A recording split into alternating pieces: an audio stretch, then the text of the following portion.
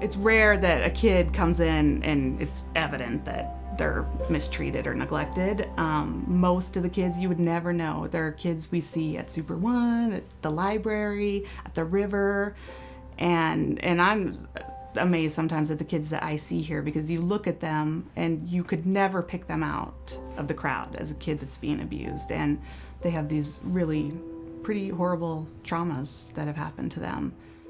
So we see kids all different ages here, as young as 3 up to 18, and then also developmentally disabled adults. Well, I think before Emma's House was in our community, it was really hard for kids because they had to go talk about this kind of thing at the sheriff's office or at the police department, and obviously that's not an ideal place for kids to be, and particularly to talk about icky things that have happened to them. You know, we serve an average of 120 kids. These are kids that, you know, go to school with my children, that live next door. They look just like any other kid out on the playground, and it's just really heart-wrenching. Primarily, we help kids that have dealt with sexual abuse, but then we also deal with drug-endangered kids, neglected kids also. But the sexual abuse that we do, you know, it's a grim topic. People don't like to talk about it, but it's reality and it's really icky. And I'm so lucky to work here with fantastic people that have the experience to help these kids. Just let them talk to them and not be judged. Well, at first when I came here, I didn't know, like I was kind of like if I should be here or not. Like at first I didn't like being here, but then once I got to know Amy and the place, I really liked it here. It's like a safe place for kids, and I can tell my counselor anything, and she's like my best friend here. Well, we talk and we do a lot of stuff. Today we made, like, we got magazines and we cut them out on a piece of paper, and we made a sheet that kind of said stuff about me. Like I cut out on a magazine that said 12, and I put it on the paper and I said, "Root, I am 12. So that's what we did today. Amy Rowell, she's my best friend, and I can tell her anything, and she's just awesome. I feel like a great part of Emma's House is we really try to get to know the kids. We celebrate their birthdays. We help with Christmas because of donations. You know, this community is very generous. We find out what they like to do. Like every time a kid comes, we make them their favorite drink. We find out what games they like, and I'll go get the game for them if it's something we don't have here. So we're just very interested in them as people, and sometimes they've never had that before, and that's another huge reason why I think they like coming here, because they feel valued as people. Amy is our mental health counselor, and you know, she just has a whole entire career of experience with working with Child Protective Services and different agencies to coming here, and so she understands the system really well, I feel like, and it's complicated. You know, all these different layers that the families are dealing with. She just is a calm, reassuring voice to these kids. It kind of just blows your mind when you watch them see her and their little faces light up.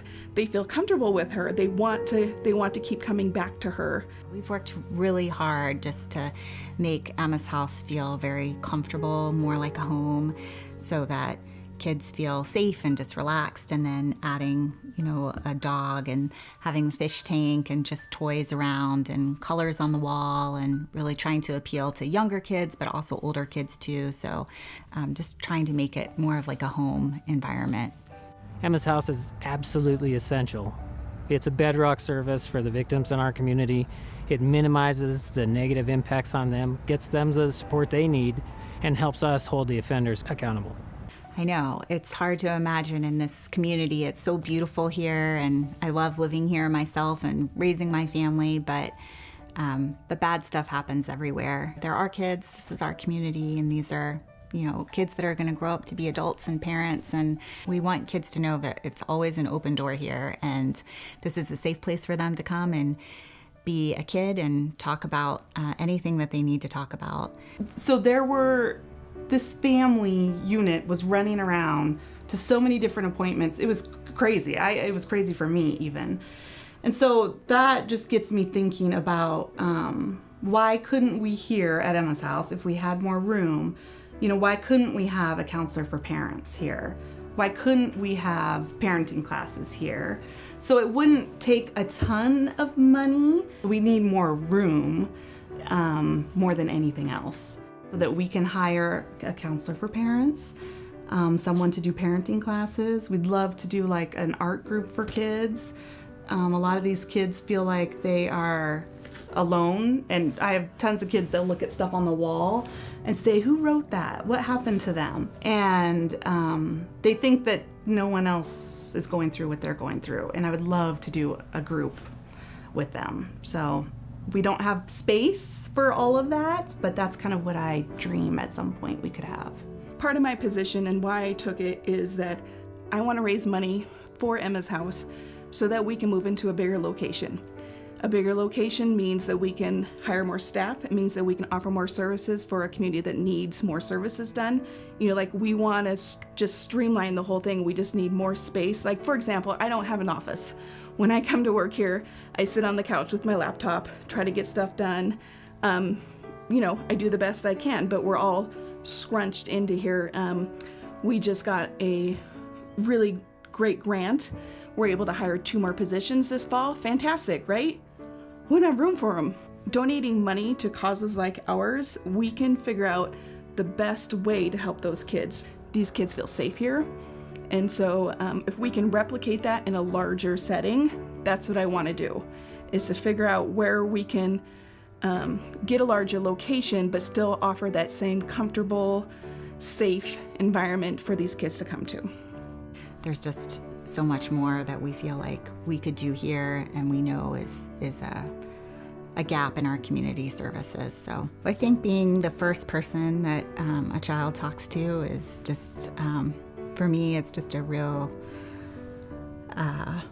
honor to bear witness to their story, to sit with them and just to be present while they're talking about something that happened to them. And then to really see them after that come back for counseling, and to see that there is hope for them, and that kids can heal and get better and have awesome lives. And so I love what I do. I feel super lucky to be doing it and to be working with amazing people too. And in Twyla, it's just an honor, really.